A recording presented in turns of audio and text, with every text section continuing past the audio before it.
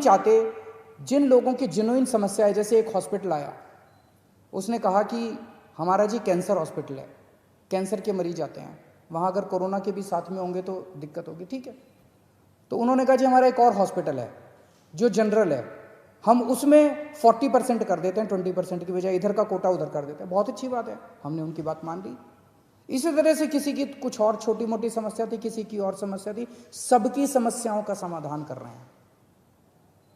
बस एक ही चीज नॉन नेगोशिएबल है, हमारे दिल्ली के लोगों का इलाज करना पड़ेगा, कोरोना के मरीजों का इलाज करना पड़ेगा, इस पे कोई नेगोशिएशन नहीं होगी।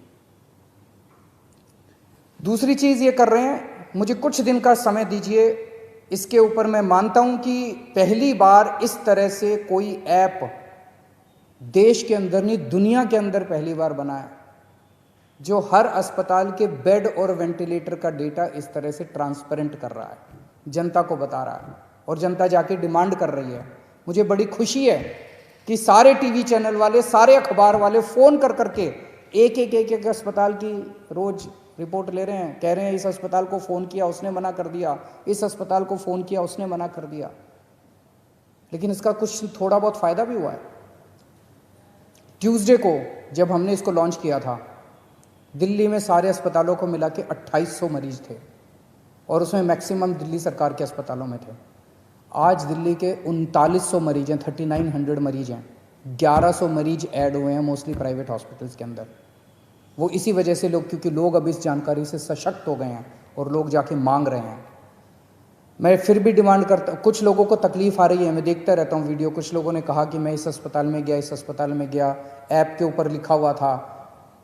मैं आपकी जानकारी के लिए बता दूं, ये उन कुछ चंद अस्पतालों की बदमाशी है। कुछ दिन दीजिए मेरे को, अगर ये अस्पताल नहीं माने तो फिर हम सख्त कार्रवाई करने से बिल्कुल नहीं हिचकिचाएंगे। लेकिन मैं सभी अस्पतालों को बोल दूं कि आपको कोरोना के मरीजों की जांच तो करनी पड़ेगी। इसके साथ साथ एक और हम एक्सरसाइज कर रहे हैं कि दिल्ली सरकार का एक मेडिकल प्रोफेशनल दिल्ली सरकार की तरफ से हर प्राइवेट अस्पताल के रिसेप्शन पे बैठेगा, और वो हमें जानकारी देगा कि कितने अस्पताल, कितने बेड इसके अंदर भर गए और कितने खाली हैं। अगर कोई जाएगा तो वो इंश्योर करेगा कि उसको एडमिशन मिले। तो अब वो फॉल्स रिफ्यूज़ल जो है, जो अस्पताल बेड होते हुए भी मना करते हैं, जो चंद अस्पताल अगर बेड्स की ब्लैक मार्केटिंग करते हैं, ये धंधा बंद करेंगे अब दिल्ली के अंदर। एक दिक्कत जो कुछ लोगों ने मुझे बताई कि अगर कोई पेशेंट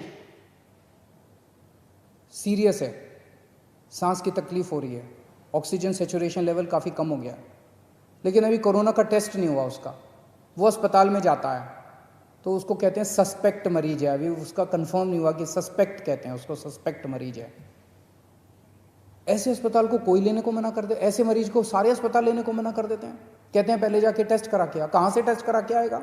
अरे तुम ही तो टेस्ट करोगे, वो कहाँ से जाके टेस्ट करा के आएगा?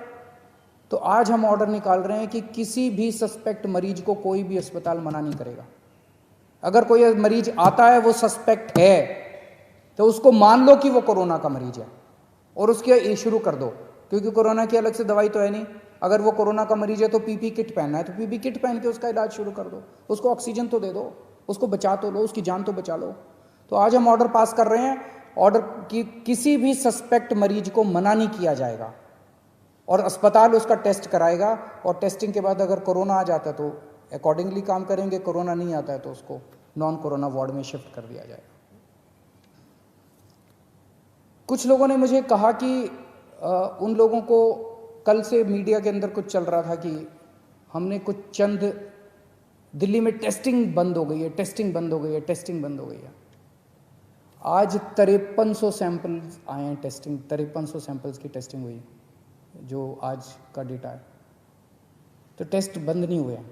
दिल्ली में 42 लैब्स, 42 लैब्स सरकारी और प्राइवेट दोनों मिला के टेस्ट करती हैं। उनमें से 6 लैब ऐसी थी जो बदमाशी कर रही थी, ठीक से काम नहीं कर रही थी। उनके खिलाफ एक्शन लेना चाहिए, नहीं लेना चाहिए?